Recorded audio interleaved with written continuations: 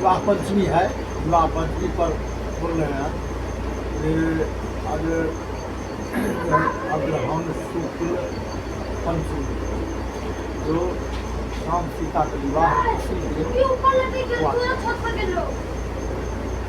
सबसे पहला बात है पूरा समय का कहानी है, जिसको मिथिला क्यों पड़ा और ये जनक जी उसके पिता को क्यों नाम पड़ा, क्या नाम है, इस बात पर हम कुछ बात डालेंगे।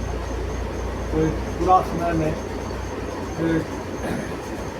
भीमी और कपुष्ट दोनों सूर्यवंशी में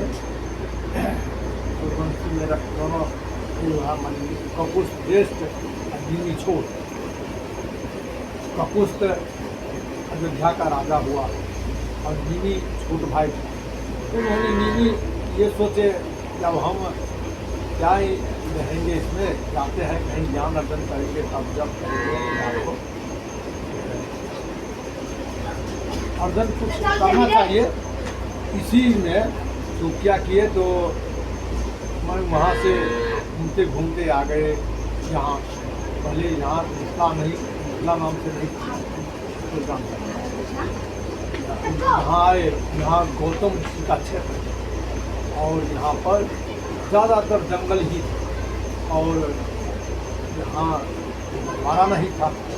गौतम ऋषि के आश्रम में आकर के उन्होंने जो है तो विद्या अर्जन करने लगे और सब विद्या वगैरह सब कुछ वहाँ शिक्षा करने लगे। एक समय आया जो यहाँ पर डकैतों ने लूट खसोट यहाँ के जनता को किया, तो भगोड़ा हो गया। वहाँ से भाग करके यहाँ ऋषि के आश्रम में आ गए। तो वो देख करके क्या कहते नीमी अनुष्मान खा लिए, तो प्रचंड तेज देख करके फिर वो गौतम ऋषि का ध्यान नहीं, अभी यहाँ जो आश्रम में है गुरु आश्रम में हम नहीं करता, कहने पर रख लिए। ये बात जब देखे यहाँ का लोग तो कहा नहीं, उनको अंदर भी नहीं किया, उनको जागृत किए कि आप हमारे देश की यहाँ का राजा हो जाइए, तो सहायता कीजिए, हम सब कुछ आपको दोबारा। तो कहा देखिए हम तो गुरु आश्रम में है, हम क्या कुछ नहीं कर सकते हैं। तब क्या किए, तो गुरु को जा करके गौतम ऋषि को आग्रह किए। गौतम ऋषि जो है तो उन लोगों को आग्रह स्वीकार किए, उनको राजा सिद्ध कर दिए नीमी को। तब यहाँ से नीमी राजा हो गए, का राज्य हो गया, वो शासन करके करने लगे। यहाँ का जनता वो अपना वहाँ अपने राजा को पसंद करने के लिए धन वगैरह जितना जो सब देने लगे।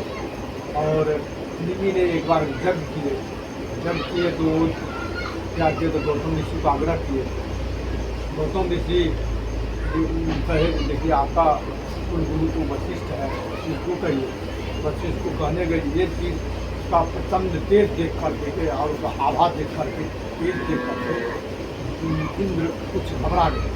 इंद्र क्या के जब हो जाएगा तो कहीं इसको और कुछ ना कर दें। इन्होंने इंद्र पहुँच गए वशिष्ठ ऋषि के पास में, उनको कहें कि हमारा स्वर्ग में एक यज्ञ है तो करा दीजिए। आमंत्रण स्वीकार कर लिए। इसके बाद नीमी पहुँचे तो नीमी को ये देख करके और तो कहे जो हम जग करना चाहते हैं आप हमारा जग करा दीजिए। तो उनको भी स्वीकार कर।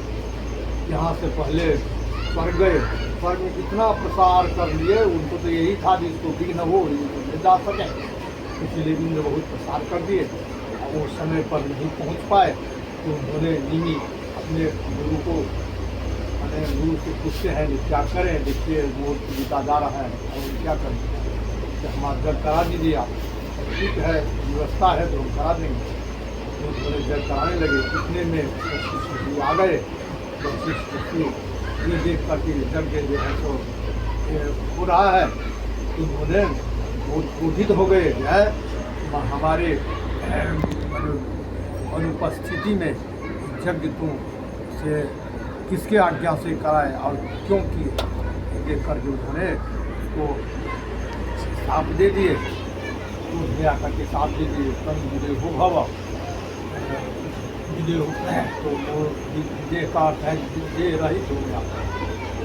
और ये इसके बाद में ये देख लीजिए, ये हमको साप दे दिए, तो उन्होंने भी साप दे दिए उनके, तुम विजय हो भव, माने इसके बाद में ये देह रहित हो गए, फिर वो भी देह रहित हो गए, दोनों सृष्टि भी देह रहित हो गए, प्राणहीन हो गए। इसके बाद में उसका मैत्रा वरुण दोनों आकाश मार्ग से जा रहे थे, उर्वशी को देख कर के वो शहीद हो गए। फिर दिनपात हुआ, और दिनपात से उर्वशी के शरीर को स्पर्श करते हुए यहाँ जो है तो वशिष्ठ ऋषि के संपर्क किए, तो वशिष्ठ जो उठ करके खड़ा हो गए, तो काम का संसार हो गया।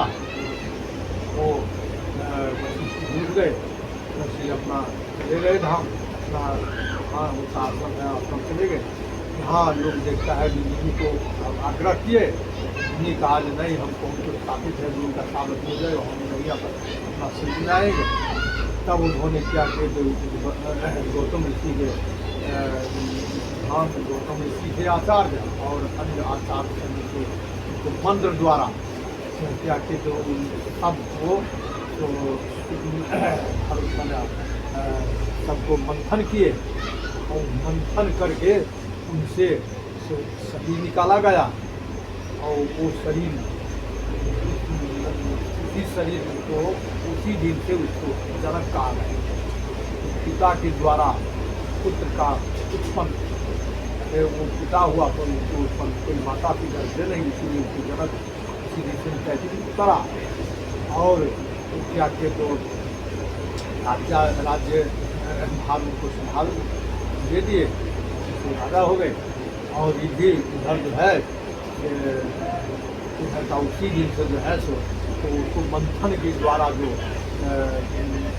पुरुष निकाले गए, इसीलिए उसको मिथिला नाम आ गया, मिथिला उसी दिन से उसको पुकार रहे हैं।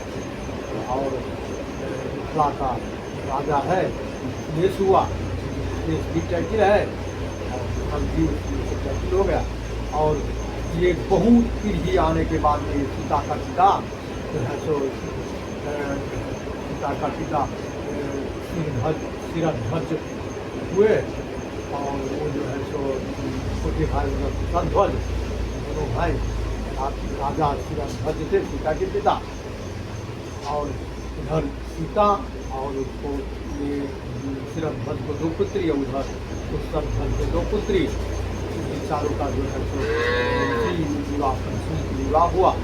और जब धनुष उनका देख करके सीता का आभा देख करके धनुष शिव का धनुष बाएं हाथ उठा लिया, दाहिने हाथ जो लिप रहे थे धनुष के नीचे वाला भाग को, तो कभी भी वो उतना मैंने कौन धनुष उठा सकता है, उठा सकता था, ऐसे वो शिव का धनुष इतना भारी था।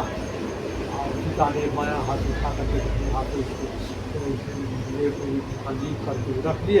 ये देख करके उनको जनक आश्चर्यचकित हो गए, ये उठा नहीं सकता है, ये कैसे पुत्री हमारा जो है कैसे उठा लिए। उसी दिन प्रतिज्ञा के, और प्रतिज्ञा कर जो धनुष उठाएगा उसको उसी के साथ क्या करेंगे पिता। और सभा लगे, जिसके राजा है उसमें माने नाम में धनुष तोड़ दिए, सीता का विवाह हुआ। लेकिन देखिए विवाह शब्द का अर्थ ये नहीं समझ रहे हैं। विवाह एक समाज दूसरे समाज का मिलन को विवाह करता है, और एक परिवार दूसरे परिवार को मिलन को विवाह करता है, एक आत्मा दूसरे आत्मा को मिलन को विवाह करता है। ये तीनों मिलने पर ही उसको विवाह करते हैं, जो उसको कहते हैं वैदिक विवाह करते हैं। और जो उसके विपरीत है, तो कोई इसका मिलन नहीं है, वही राक्षसी विवाह है। अभी ज़्यादातर लोग राक्षसी विवाह ही, आसुरी विवाह ही करते हैं। और गंधर्व विवाह हुआ, जो मेल हुआ बस शादी हो गए, दोनों लड़का लड़की को मेल हो गया, चलो हम विवाह कर लिया, तो गंधर्व विवाह इसको करते हैं। गंधर्व विवाह में कोई रीति रिवाज, कोई भोज इत्यादि कुछ नहीं। जब मन हुआ तब और कोई परिवार का मिलन नहीं, कोई समाज का मिलन नहीं होता। तो वो वहाँ उनको आमंत्रित किए। दशरथ जो है सो अपने समुदाय के साथ और सारे परिवार के साथ नगरवासी लेके आए। यहाँ का भी नगरवासी थे। और इसके बाद में राम के विवाह हुए। तो विवाह परिसर में ये भी प्रश्न उठता है, बहुत का होता है यहाँ मिथिला का ब्राह्मण मछली क्यों खाता है। तो कारण है यहाँ मिथिला का ब्राह्मण सब दिन से यहाँ का रीति रिवाज है। उन्होंने क्या कि दशरथ पहले राजा महाराज का विवाह होता था तो बहुत धन लेकर के आते थे, 2 दिन 4 दिन 10 दिन अपना खाए पिए। जिसके बाद में फिर जहाँ विवाह हुआ वहाँ फिर अपना उनका वहाँ भोजन वगैरह आदर सत्कार होता था। तो इतना धन लाए थे मिथिला के ब्राह्मण को और निमंत्रण दिए। उसको निमंत्रण कोई खाने नहीं आया। फिर दूसरा दिन फिर कोई खाने, तीसरा दिन फिर, तब उन्होंने कुपित होकर के जो हम इतना श्रद्धा भक्ति से मिथिला ब्राह्मण को निमंत्रण दिए, वो खाने नहीं आए, तो साफ दे दिए जा तो जो है सो राक्षसी प्रवृत्ति का हो जाओ। तब इसके बाद में क्या कहते, जब सीता जाने लगी तो उन्होंने उसको 4 ठो 8 ठो 32 ठो इतने कहार जो है से पाल के उठाया, लेकिन उठ नहीं पाया, तिल मिल नहीं, मैंने थोड़ा सा भी हिल नहीं पाया। तब राम आकर के उनको कहते हैं क्या ये नाटक रच रखी हो से, अब तो चलना चाहिए। तो कहे देखिए आपके पिता जो साप दिए है तो ये साप का विमोचन जब तक नहीं होगा तब तक हम कैसे जाएंगे। यहाँ मिथिला का ब्राह्मण इतना स्नेह प्रेम सब हमको पुत्री जितना अपना पुत्री से नहीं वो प्रेम कर दिया उतना हमसे प्रेम कर दिया, तो हम कैसे जो है सो चले जाएंगे, साप का विमोचन करेंगे। चलिए हमारा नारायण का अवतार हम है, आप जो है सो लक्ष्मी का अवतार है, तो यहाँ कोई सांप नहीं, लेकिन थोड़ा सांप तो लगेगा ही। तो यहाँ मीन आहार जो है सो उसी समय से हो रहा है। और इधर जितना जो मांस वगैरह पट्ठा चढ़ना ये सब तो उसका जो है सो तांत्रिक प्रवृत्ति का आदमी होता था, वो अपने स्वार्थ के लिए काम करता था। लेकिन और लोग सब देखा देखी जो है सो वो सब भी अपना जो है सो ये करा, ये इनको इतना धन हो गया, ये पट्ठा चढ़ाने से, सागर चढ़ाने से, ये चढ़ाने से, वो चढ़ाने से, तो हम भी करेंगे तो हमको हो जाएगा।